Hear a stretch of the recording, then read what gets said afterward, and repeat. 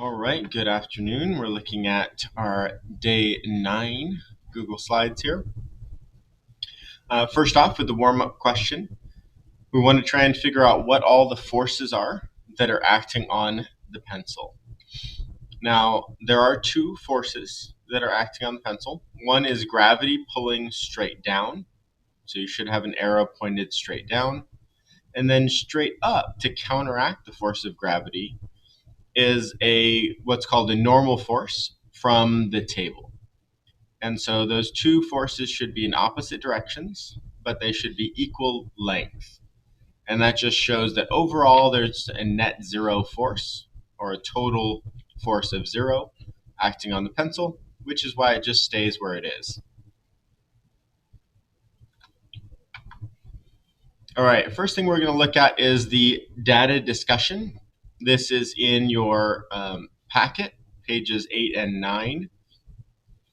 This is related to the lab that was done last class. So again, you should just be working on that.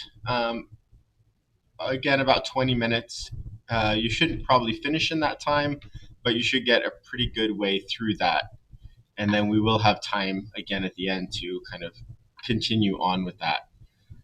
But what you're doing is you're taking the lab that you did last class and putting in those math models, putting in those graphs, talking with your group about those things and what all the parts mean, so that you guys can kind of help write that conclusion a little bit easier. You should pause so that you guys can go ahead and work on that.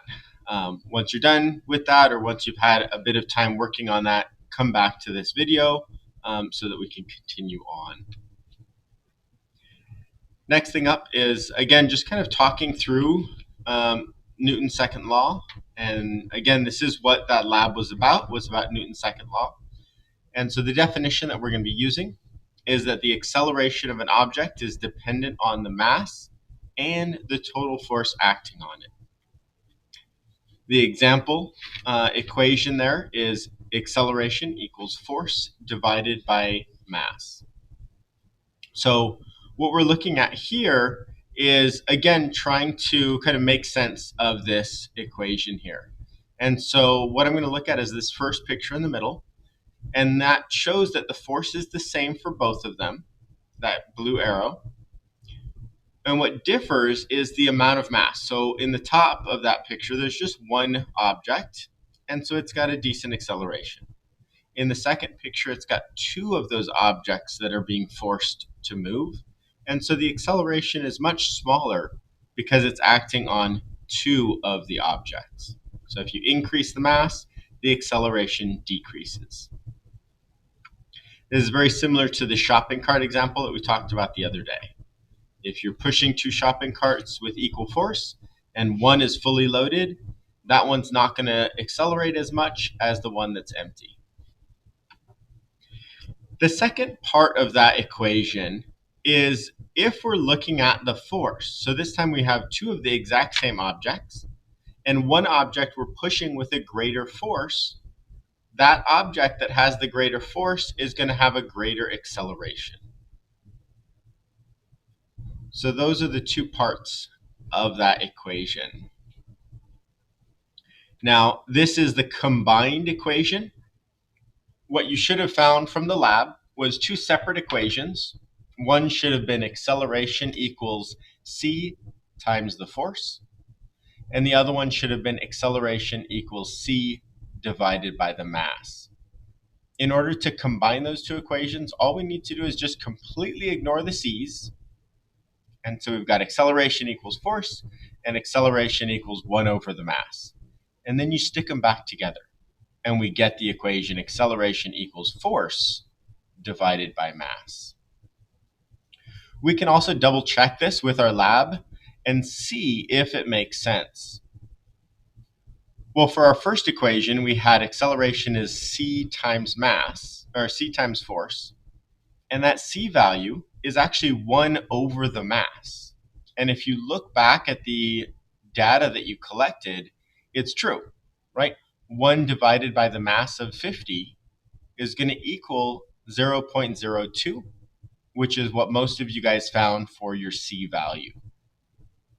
It's also true for the second equation, where we got acceleration equals C over mass. Well, again, looking at the equation, that C value should be the force, and we can check to see. And that force was a constant 300, which is also what most of you guys got for your C value for the graph as well. So again, that just kind of shows you what those C values were in the first and second part of that lab.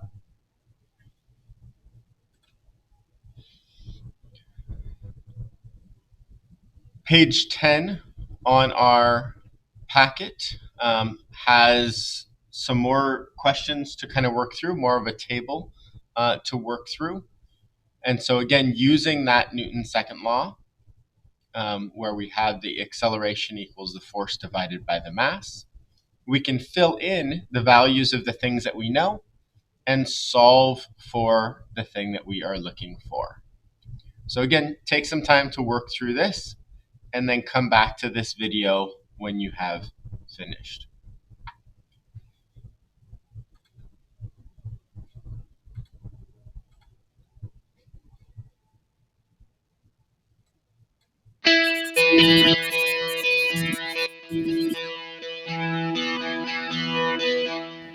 Hey everybody, I'm Jose. I'm an electrical engineer that works as a quality systems manager at Intel Corporation, and I get to break stuff for a living, believe it or not. I work for a lab that actually stresses parts that are going to be sold out into the field. Manufacturing silicon is super hard. Packing millions upon millions of transistors in a tiny space like this is not an easy task, and yet we've been able to do it on a steady cadence year after year and pumping out wonderful products that are now powering the internet, and they're powering the devices that most likely you're working on or actually viewing this video on.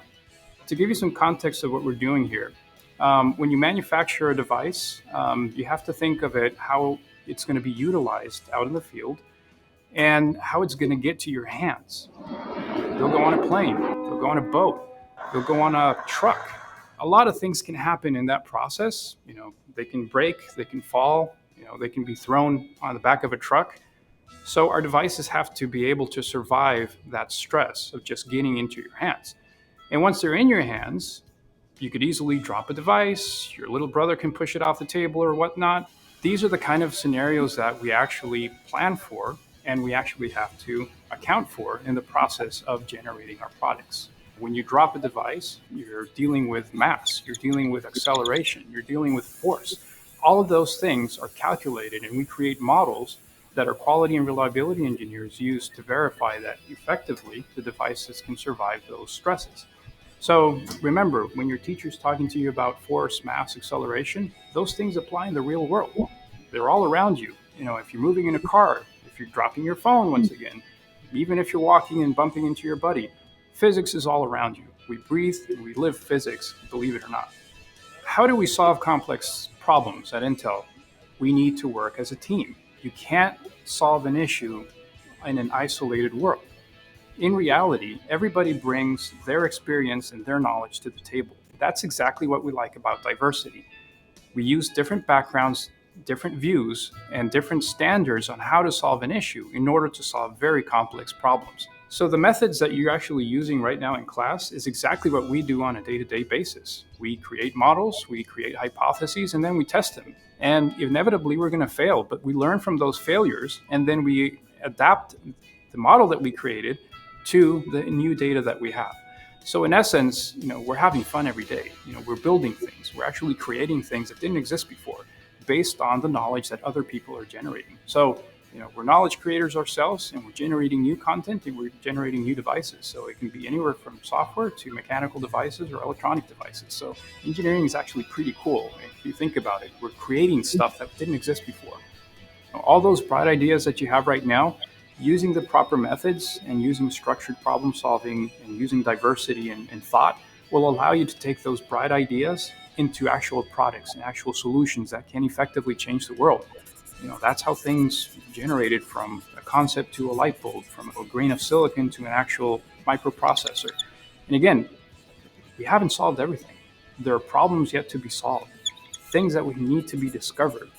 You are the next generation that's going to take these ideas and transform them into reality. So, I challenge you, go use the knowledge that you're gaining right now and go make a difference. Change the world.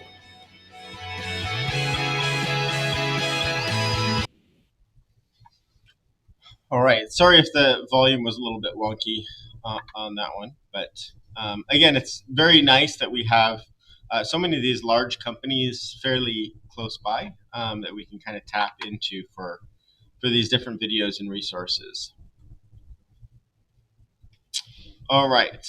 So the next thing is just kind of looking through that design priority quiz that we took a while back and just kind of looking over it and seeing if you guys have any questions on it, and making sure that you guys understand how to do these things so that when it comes up on the actual quiz and the actual test, that you guys will be successful with it. Again, we will be taking our actual test or quiz next class. All right, the next thing that we have to do, sorry, I keep moving my picture around because slides keep having things in different areas. The next thing that we're going to be looking at is in our portfolio, which is, again, the document that we've used kind of a while back. It's probably the first thing that's posted in the Google Classroom for this unit. And you guys each chose a client, whether it's the dancer or the smoke jumper, or the EMT or the runner. And we're going to look at how we can take this specifications to design and figure out what the best shoe is for this person. I'm going to be looking at it with a basketball player. Again, just because I don't want to spoil anything by using one of the four that you guys have chosen. And we're going to kind of take a look at each of these parts and kind of see how that's going to help us decide what the best design is. Knew I'd have to move my picture again. All right, let's see, where can this thing go? Make it smaller. Maybe way up there. All right, first thing that we're going to be looking at is that column that says maximum mass of cushioning. And it says that we want the maximum mass of cushioning to be 0.45. So we don't want anything that's heavier than 0.45. Well, we can look at this table, and the table has a whole bunch of different shoe prototypes, A through E. And there is a mass column in there as well. And we can see that some of those are, in fact, too much mass. And we don't want those ones, right? So we can look at the ones that are still acceptable. And these are the ones that are acceptable. 45 is okay. It's not ideal. We want something to be less than that. But that is the maximum that we are okay with having. And then, of course, 0.3 and 0.15 are both less than the 0.45. So those are definitely okay. Next thing we're going to be looking at is our stability. Now, we want something that's more stable, right? 48's fine, but we could definitely do with something that's more stable than 48. And again, if we look at the stability column with our shoe prototypes, we don't see an actual 48 in there, and that's okay, right? But we want to make sure that our shoe is more stable than that. So really, we only have two options that are more stable than that. And that's the high stability of 55 degrees and the medium high stability of 49 degrees.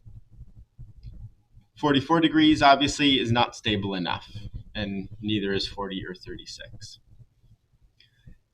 Next thing we're going to look at is the cushioning, and this one's a little bit more complex because there's a couple different charts that we're going to need to look at. First thing we're going to need to pay attention to is the cushioning, of course, but also the mass of our client is important because there's two lines here. The green line is if the client is 80 kilograms, and the red line is if the person is 60 kilograms. And because we're using a basketball player that is 80 kilograms, we do have to pay attention to the green line here. Now we want the maximum force to be 900. And we can see on the chart here that up here, one layer is over 1,000. So that's too much force. That's not enough cushioning for when this person lands, they're going to end up hurting themselves. And so we want to make sure that at most it's 900. So 900 would be about right in between that 2 and 1 layer, which tells us that 2 layers is okay, right? 2 layers is about like 850 or so, 830, somewhere in there. So that's less than 900. That's okay, right? Anything having 3 layers, 4 layers, or 5 layers would all be perfectly fine because that's going to keep us under this maximum amount of force. Again, it would be slightly different for the 60 kilogram person, so you do want to make sure that you're paying attention to that. But this tells us that 1 layer is out, but that 2, 3, and 4, 5 are all acceptable. So if we go back to this, again, we can highlight the acceptable layers of cushioning. Now, when we put this all together, we can try and figure out what the best shoe prototype is going to be for our basketball player. And I thought I had it on here, but I guess I don't. We can see that B is going to be the best. And we can see that that's because for this one, right, we're okay with B, C, D, or E. And then if we go back to this one, we're only okay with A or B. So B is the only one that's acceptable across the board. B is acceptable in terms of the layers of cushioning and force. B is acceptable in terms of the mass. It's under the 0.45, so that's good. And B has more stability than the 48 that we're looking for. So B is good across the board. Now you guys are going to do the same thing with your shoes and your client. Sometimes you'll have more than one shoe that ends up being acceptable. You might have, A and B are both acceptable shoes. And then you'll have to look back at what the client wants and kind of decide which one you think is better for your client. But a lot of times it just narrows it right down to one shoe. So make sure that you guys are working in your groups and talking through that as you guys are highlighting your portfolio so that you guys know which shoe prototype is going to be the best for your client. And those are all located in that portfolio, which again is in the Google Classroom, and it's looking at slide 7 and 8 to really kind of fill in that table. Let me know if you get stuck or have any questions. The rest of the class is just finishing getting caught up on anything that is missing. So finishing up on those things that we're working on today, that handout that you guys have, the packet of material that we were working on at the very beginning. Again, you might not have finished all of those. So getting done with those packet pages, 8, 9, and 10 that we worked on today is important. But obviously, if you missed any of the earlier packet pages, I've got on the screen the days that we worked on those packet pages so that you can kind of get some help if you need to. So if you were missing pages 3 and 4, you could go back and look at what we did on day 3, and that'll help guide you through filling in those packet pages. Also, again, making sure that you have all those labs and things like that done and turned in, making sure that you check Google Classroom and look for anything that's past due date. Make sure that you guys are getting those things done ASAP as soon as possible so that if you guys are getting all that work turned in, you're going to get the best possible grade for the class. We will have a quiz next class.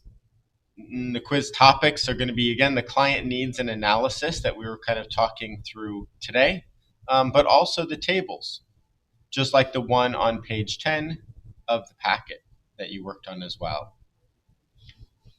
All right, best of luck. Let me know if you have any questions.